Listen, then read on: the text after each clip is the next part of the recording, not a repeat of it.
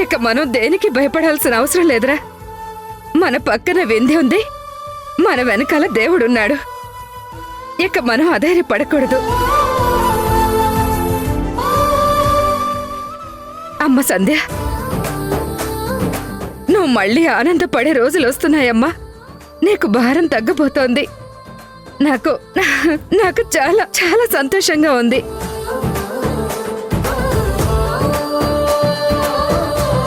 వదినా, ఇప్పుడు నాకు చాలా ధైర్యంగా ఉంది. నిన్న మొన్నటి వరకు పుస్తకం పట్టుకుంటేనే నాకు కన్నీళ్ళు వచ్చేవి. ఇప్పుడు నేను హ్యాపీగా చదువుకుంటాను.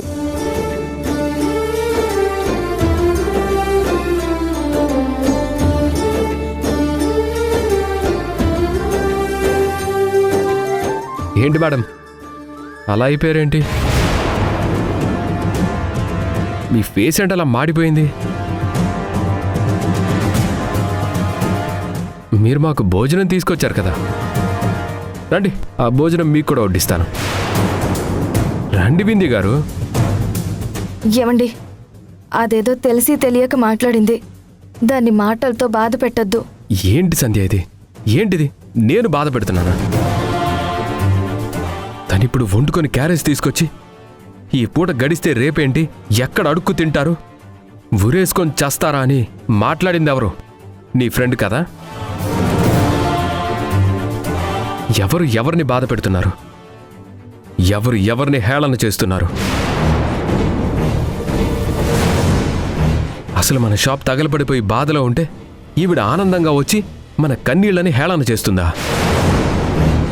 చూడు వింధ్య, నువ్వు మమ్మల్ని దెబ్బ కొట్టాలని చూస్తే నిన్ను దెబ్బ కొట్టడానికి పైన భగవంతుడున్నాడు. మేము నిజాయితీగా ఉన్నాం. ఏ తప్పు చేయలేదు కాబట్టే మా వైపు ఉన్నారు.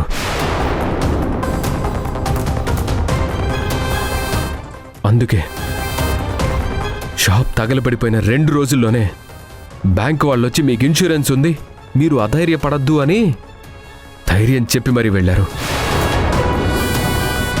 నువ్వు మమ్మల్ని ఎంత దెబ్బ కొట్టాలన్నా మేమింకా ఇంకా పైకి ఎదుగుతాం, అది గుర్తుపెట్టుకో. అసలు ఈ షాప్ తగలబడిపోవడానికి కారణం ఎవరో కూడా మాకు బాగా తెలుసు. ఈ విషయం తెలిసాక నీ ఇంటికొచ్చి నిన్ను చాచి చంప పగలగొట్టచ్చు. మాకంటూ ఓ సంస్కారం ఉందని నీకు ఆల్రెడీ చెప్పాను కదా. ఆ సంస్కారంతోనే నీ చంప పగలగొట్టకుండా ఆగిపోయా. ఇప్పుడు కూడా ఆ సంస్కారంతోనే చెప్తున్నాను. నువ్వు చేసిన డ్రామాలు చాలు. తెచ్చిన క్యారేజ్ తీసుకొని బయలుదేరు. హలో, నీకే చెప్పేది, వెళ్ళు.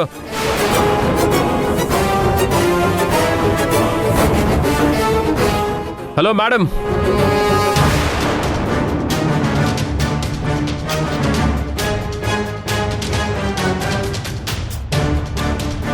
మీకు చెప్పడం మర్చిపోయాను. ఇన్సూరెన్స్ వస్తుందని బ్యాంక్ వాళ్ళు చెప్పారు కాబట్టి ఇక మాకు అప్పుల బాధే లేదు. మళ్ళీ ఇన్సూరెన్స్ డబ్బుతో ఇంకో షాప్ పెడతాం. దాని ఓపెనింగ్కి నిన్నే పిలుస్తాం. ప్రతిసారి పెట్రోల్ కొనుక్కోవడం, షాపు తగలబెట్టడం కొంచెం ఇబ్బందిగా ఉంటుంది. ఈసారి మాత్రం జాగ్రత్త.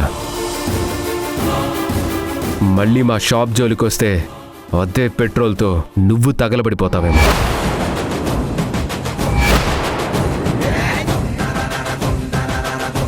ఏమండి, ప్లీజ్ అండి, ఏం మాట్లాడండి అవి. వింధ్య, నా మాట విని ఇక్కడి నుంచి వెళ్ళిపో. అయ్యయ్యో, నేనేమన్నాను సంధ్య? జస్ట్ భవిష్యత్తు గురించి చెప్తున్నానంతే. షాప్ తగలబడితే తను తగలబడుతుందేమో జాగ్రత్త అని చెప్తున్నాను. నేను తన గురించి తప్పుగా మాట్లాడటం లేదు సంధ్య, నువ్వేం బాధపడకు. ఇప్పుడు కూడా నీకు నీ ఫ్రెండ్ అంటే ఎంత ప్రాణం. అవతలి వ్యక్తి హేళన చేసి బాధ పెట్టి చులకనగా మాట్లాడుతుంటే మౌనంగా తలదించుకొని కూర్చోలేకపోతున్నాను. సారీ సంధ్య, నువ్వు హర్ట్ అయినా పర్వాలేదు. ఇలాంటి ఆవిడికి ఇలానే బుద్ధి చెప్పాలి.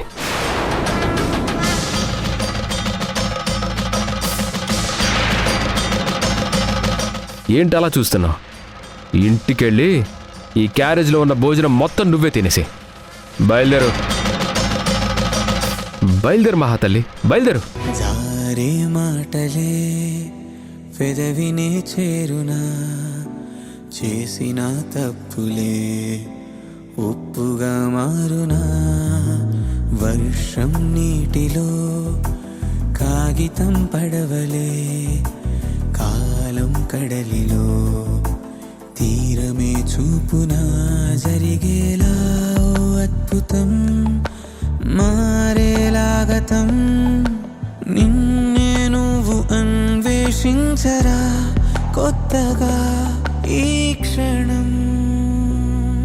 నువ్వు వెళ్ళిన దారిన గమ్యము లేదని తెలిసెనుగా నడిచాక, మొదలైన చోటికి తిరిగొస్తావో, గెలిచావో ఓడావో, నువ్వే ఎదిగావో మునిగావో, నువ్వే బ్రతికావో చితికావో నీ కథలో, ఎగిసావో ముగిసావో, నువ్వే కురిసావో వెలిసావో, నువ్వే సాగావో అలిసావో పర్వంలో. సంధ్య, కన్నీళ్ళు అనేవి చాలా విలువైనవి.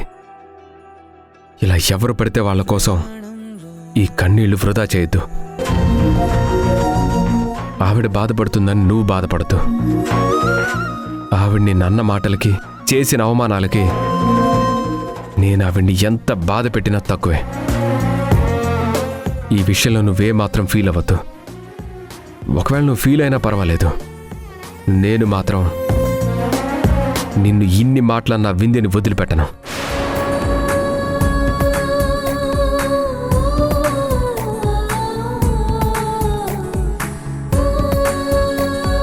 నా కళ్ళ ముందే నా స్నేహితురాల్ని ఈయన తక్కువ చేసి మాట్లాడుతూ ఉంటే నాకు చాలా బాధగా ఉంది.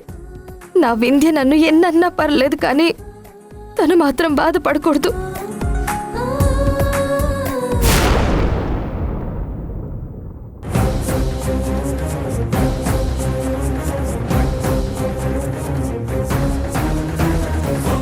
నువ్వు మమ్మల్ని దెబ్బ కొట్టాలని చూస్తే నిన్ను దెబ్బ కొట్టడానికి పైన భగవంతుడున్నాడు. మళ్ళీ ఇన్సూరెన్స్ డబ్బుతో ఇంకో షాప్ పెడతాం. దాని ఓపెనింగ్కి నిన్నే పిలుస్తాం. మళ్ళీ మా షాప్ జోలికి వస్తే అదే పెట్రోల్తో నువ్వు తగలబడిపోతావేమో.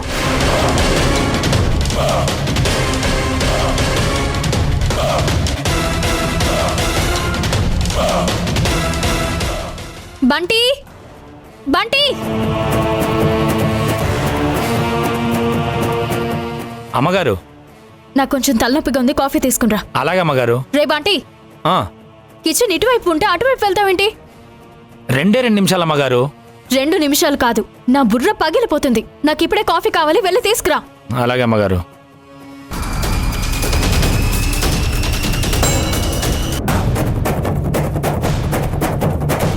సిస్టర్, సిస్టర్, ఏంటలా ఉన్నావు? నీకోసం ఇందాకటి నుంచి ఫోన్ ట్రై చేస్తుంటే లిఫ్ట్ చేయడం లేదేంటి? ఏం జరిగింది? వదిలే మోనిక, నాకేవీ కలిసి రావట్లేదు. ఒక్క అడుగు ముందుకేస్తే 10 అడుగులు వెనక్కి పడుతున్నాయి. ఆహా, అంటే సంజయ్ ఇంటికి వెళ్ళావు కదా సిస్టర్, అక్కడ ఏం జరిగింది? వదిలేయమని చెప్పాను కదా. దాని పేరు వింటేనే నాకు ఇరిటేషన్గా ఉంది. వాళ్ళని నేను హేళన చేద్దామని వెళ్తే వాళ్ళే నన్ను హేళన చేశారు. అసలు నా బాధను చూసి భగవంతుడు దాని షాప్ తగలబెట్టి దాన్ని బాధ పెడతాడనుకుంటే నన్ను బాధ పెడుతున్నాడు. నాకంతా చిరాగ్గా ఉంది. నేను ఆ ఇంట్లో నుంచి తిరిగి వచ్చేటప్పుడు శ్రీకర్ నా వంక చూసి వెటకారంగా మాట్లాడిన మాటలన్నీ తలుచుకుంటే నాకు పిచ్చి లేస్తుంది.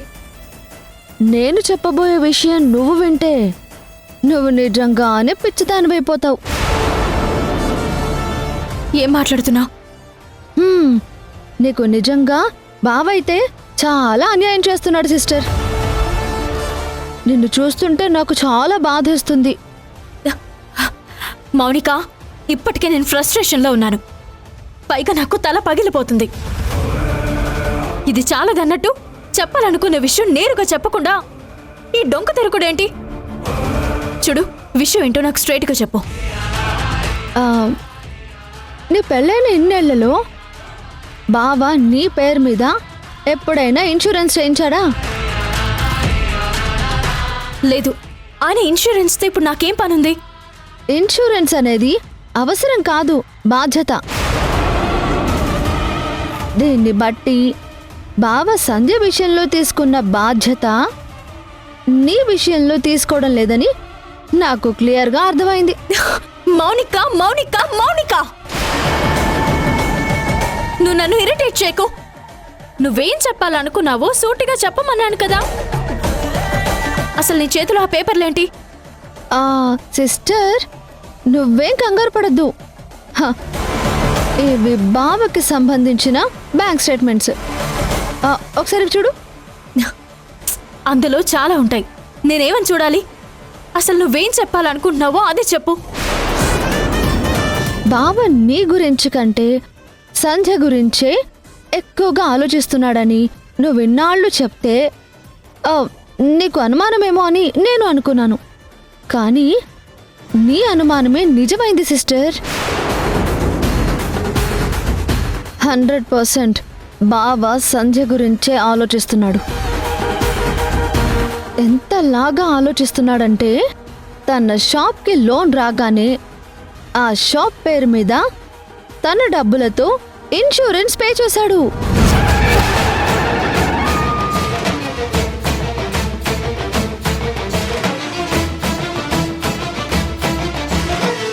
ఏంటి నువ్వు చెప్పేది? కావాలంటే చూడు.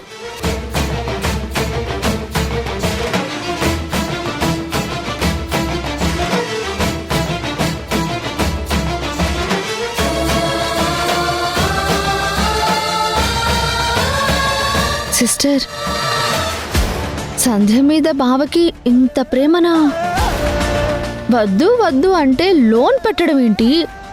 నువ్వు అడ్డు పడుతున్నా వెళ్ళి మరి రిబ్బన్ కట్ చేయడం ఏంటి? ముందుగానే షాప్కి ఏదో జరిగిపోతుందని ఆలోచించి దాని ఇన్సూరెన్స్ కట్టడం ఏంటి? సిస్టర్, నాకు తెలిసి ఈ పాటికే ఇన్సూరెన్స్ వాళ్ళొచ్చి సంధ్య చేతిలో డబ్బు కూడా పెట్టేసి ఉంటారు. ఆవిడ గారు బావకి ఫోన్ చేసి ఈ విషయం చెప్పి చాలా థ్యాంక్స్ అని చెప్పి కూడా ఉంటుంది. బావ ముసిముసి నవ్వులు నవ్వుతూ ఫోన్లో మెలికలు తిరిగిపోతూ ఉంటాడు. ఫోన్ అంటే గుర్తొచ్చింది. నువ్వు వెళ్ళిన దగ్గర నుంచి బావ ఫోన్ పట్టుకొని బిజీగా మాట్లాడుతున్నాడు. ఏదో ఆఫీస్ ఫోన్ అనుకున్నాను కానీ ప్రియురాలి ఫోను అని నేను అనుకోలేదు సిస్టర్. ఆయన ఎక్కడున్నారు మౌనిక? అదిగో అక్కడ వరండాలో వాళ్ళిద్దరేదో చాలా పర్సనల్ విషయాలు మాట్లాడుకుంటున్నట్టున్నారు సిస్టర్. నువ్వెందుకులే సిస్టర్ వాళ్ళ మధ్యలోకి? ఎందుకేంటి? నన్ను పిచ్చిదాన్ని చేసి ఆడుకుంటున్నారు. చెప్తాను.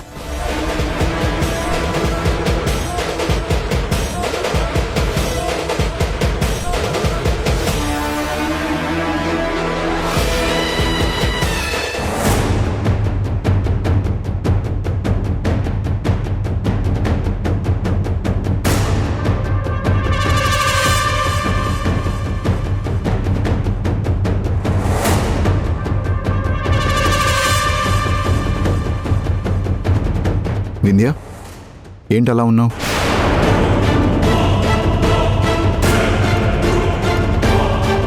చేతిలో ఆ పేపర్లేంటి? ఏం చేస్తున్నావు? పిచ్చి పట్టిందా నీకు? పిచ్చి పట్టింది నాకు కాదు, మీకు. మీరు ఆ సంధ్య ధ్యాసలో పడి ఏం ఆలోచిస్తున్నారో ఏం చేస్తున్నారో అర్థం కావడం లేదు. 24 గంటలు ఆ సంధ్యేనా? తన ధ్యాస తప్ప ఇంకే ధ్యాస లేదా మీకు? మీకు కట్టుకున్న భార్య ఉంది. కనీసం నాతో మాట్లాడాలి, నా గురించి ఆలోచించాలన్న కామన్ సెన్స్ కూడా లేకుండా ప్రియురాలితో ఫోన్ మాట్లాడుకుంటున్నారా? Stop it Vindhya. పిచ్చి దానిలా మాట్లాడద్దు. ఫోన్లో ఉన్నది నా క్లాస్మేట్. చాలా రోజుల తర్వాత నా కాంటాక్ట్ తీసుకొని నాకు కాల్ చేశాడు. కావాలంటే ఇప్పుడే చూపిస్తాను, చూడు. చూడు, వాడి పేరు శాండీ. ఓహో, సంధ్య పేరు శాండీ అని సేవ్ చేసుకున్నారా? వాట్? ఏం డ్రామాలు ఆడకండి. హే, పిచ్చిగా మాట్లాడుకో. కావాలంటే ఇప్పుడే ఈ నెంబర్కి కాల్ చేసి స్పీకర్ ఆన్ చేస్తాను, నువ్వు విందువు గాని. హలో, చెప్పరా, ఏంటి సడన్ గా ఫోన్ కట్ చేసావు? సారీరా, నీకు మళ్ళీ కాల్ చేస్తాను. ఏం జరిగిందిరా? ఏం లేదులే, నేను మళ్ళీ కాల్ చేస్తాను. ఇప్పటికైనా అర్థమైందా? నీ మనసులో ఏదనిపిస్తే అది మాట్లాడి పిచ్చిదానిలా బిహేవ్ చెయ్యకు. ఫోన్లో అయితే కవర్ చేశారు, మరి ఈ బ్యాంక్ స్టేట్మెంట్ ని ఎలా కవర్ చేస్తారు? కవర్ చేయడం ఏంటి? ఏం బ్యాంక్ స్టేట్మెంట్ ఇది? మీ ప్రియురాలకి ఇన్సూరెన్స్ పే చేశారు కదా, ఈ మధ్య డైరెక్ట్ గా ఫోన్లో మాట్లాడితే దొరికిపోతున్నానని చెప్పి మధ్యలో థర్డ్ పర్సన్ కి కాల్ చేసి కాన్ఫరెన్స్ మాట్లాడుతూ దొరకకుండా మేనేజ్ చేస్తున్నారేమో. టెక్నాలజీ బానే వాడుకుంటున్నారు. ఎంతైనా భగ్న ప్రేమికుడు కదా. మీరు తనకి గిఫ్ట్గా లోన్ ఇప్పించారు, రిబ్బన్ కట్ చేసి షాప్ కూడా ఓపెన్ చేశారు. అలాంటి షాప్ తగలబడిపోతే మీరు చూస్తూ ఊరుకుంటారా? ఇన్సూరెన్స్ కూడా చేయించారు. మన పెళ్ళైన దగ్గర నుంచి నా మీద ఇన్సూరెన్స్ పాలసీ తీసుకోవడం కానీ, నా గురించి కేర్ తీసుకోవడం కానీ మీరేమైనా చేశారా? మీరు సంధ్య గురించి ఇంత ముందు చూపుతో ఆలోచిస్తున్నారంటే తన మీద మీకు ఎంత ఇష్టం ఉండాలి? షాప్ ఓపెన్ రోజు కూడా మీరు వెళ్ళేటప్పుడు వీసా పని మీద వెళ్తున్నానని నాతో అబద్ధం చెప్పి మరీ వెళ్లారు. ఇప్పుడు మూడో వ్యక్తికి తెలియకుండా ఇన్సూరెన్స్ కూడా పే చేశారు. మరి మీ ఇద్దరి మధ్య ఏం లేనప్పుడు ఇది ఎలా వచ్చిందో చెప్పండి. మీకు తన మీద ఎప్పుడూ ఎలాంటి ఉద్దేశం లేదని చెప్తూ ఉంటారు కదా. ఏ ఉద్దేశం లేకుండానే ఇలా ముందు చూపుగా ఆలోచించి షాప్కి ఇన్సూరెన్స్ పే ఎందుకు చేశారు? ఇది కదా ప్రేమంటే.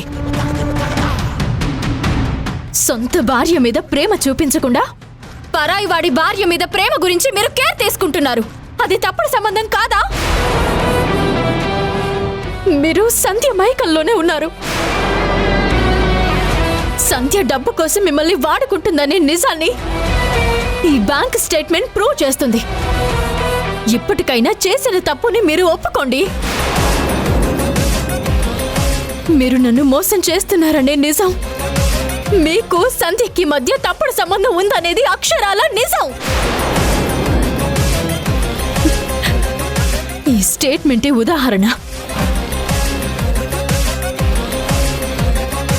ఇప్పుడు ఏం చెప్పినా నువ్వు అర్థం చేసుకునే పరిస్థితిలో లేవు. నిజంగా ఈ బ్యాంక్ స్టేట్మెంట్ చూసి దీంట్లో ఉన్నదాన్ని బట్టి ఏదో అనుకుంటున్నావు.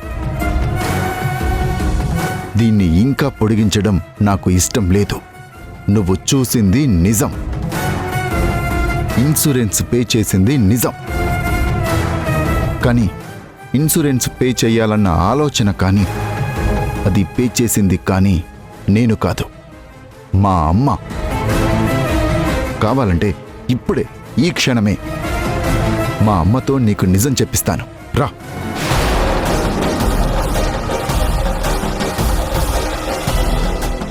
అమ్మా, ఆ రోజు చెప్పాను కదమ్మా వద్దు వద్దు అని.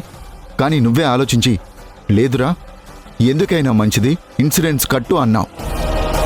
నీ బ్యాంక్ అకౌంట్కి ఆన్లైన్ ట్రాన్సాక్షన్ లేదని నా బ్యాంక్ అకౌంట్ ద్వారానే కదా నువ్వు ఇన్సూరెన్స్ కట్టింది. ఇప్పుడు చూడమ్మా, వింధ్య నన్ను ఎన్నెన్ని మాట్లాడుతుందో. అప్పటికి ఇలాంటి పరిస్థితి వస్తుందని నేను వద్దన్నానా లేదా? నువ్వు చెప్పమ్మా. సిల్లి విషయం కూడా ఇంత పెద్ద ఇష్యూ అవుతుందని నేను అనుకోలేదురా. అయినా ఇన్నాళ్ళు మన తరపు నుంచి ఎన్నో బ్యాంక్ ట్రాన్సాక్షన్స్ జరిగాయి. అలానే ఎవరికి ఎంత వెళుతుందని ఎప్పుడూ నేను బ్యాంక్ స్టేట్మెంట్ చెక్ చేయడం అనేదే లేదు.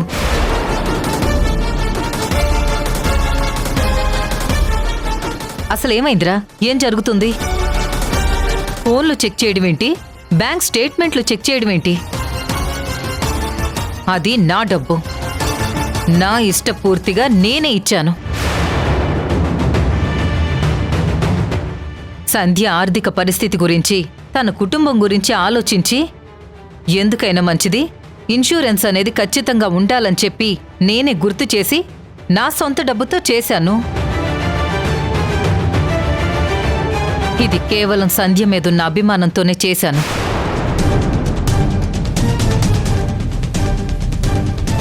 ఈ విషయం సంధ్యకు తెలిస్తే తను ఒప్పుకోదని తెలిసి కూడా నేనే చెప్పలేదు.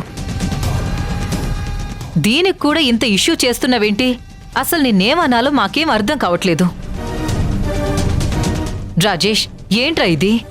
అసలు ఏది సిల్లీగా తీసుకోవాలో ఏది సీరియస్గా తీసుకోవాలో అర్థం కాదా నీకు? అయినా ఇంత మెచ్యూరిటీ లేకుండా ఉన్నావేంటి? ఇప్పటికైనా అర్థమైందా? నువ్వు అపార్థం చేసుకుంటావని నాకు తెలుసు. అప్పటికి వద్దు వద్దు అనే చెప్పాను. కానీ అమ్మ సంధ్య గారి గురించి ఆలోచించి ఇన్సూరెన్స్ పే చేసింది. లేనిపోనివి ఊహించుకొని మన లైఫ్ని డిస్టర్బ్ చేయొద్దు. ప్లీజ్ అర్థం చేసుకో. ప్రతిదాన్ని plan A plan B set చేసే పెట్టుకున్నారు. ఇలా రెడ్ హ్యాండెడ్ గా దొరికిపోగానే ఎస్కేప్ అవ్వడం కోసమే బాగానే ప్లాన్ చేశారు. దొరికిపోగానే ఇలా ఎస్కేప్ అవ్వాలన్న ఆలోచన మీకొచ్చిందా లేదా ఆ సంధ్యదా?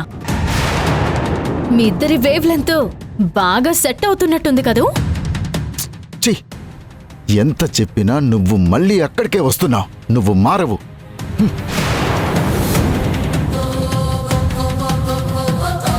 కళ్ళ ఎదుటే ఇంత జరుగుతున్నా కూడా నన్ను గుడ్డిదాన్ని చేస్తున్నారు. మారాల్సింది నేను కాదు, మీరు.